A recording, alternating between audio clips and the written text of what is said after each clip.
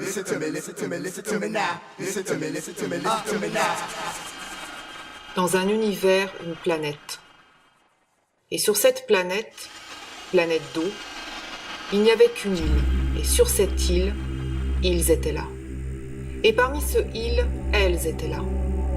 Et comme on le sait tous, comme nous l'a enseigné notre chère grammaire ou grand-mère, elle au pluriel plus il au singulier égale il au pluriel. Sur l'île régnait une superstition qui disait que les E faisaient hoqueter et nous transportaient dans le néant au fin fond de l'univers. On ne les prononçait pas, alors on les ignorait. Mais, un beau jour de printemps, elle en eut assez de cette île. C'est toujours la même chose. J'ai envie de bouger, de danser. Et si j'avançais un pied? Elle voulait savoir qui elle était. Chut! Elle prononça alors l'interdit.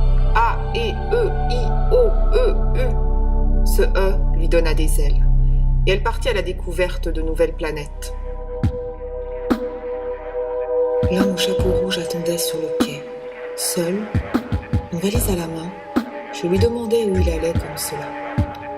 Il me répondit qu'il attendait là sur le quai. Je lui demandai alors si je pouvais l'accompagner. Où cela, me répondit-il. Très loin, lui répondis-je. Il me dit que le voyage serait long, très long, et que peut-être il faudrait dépasser les frontières du monde. Il me parla de peinture, d'oiseaux au long cou et de nuits sans lune. Je lui demandai de répéter, car je ne comprenais pas.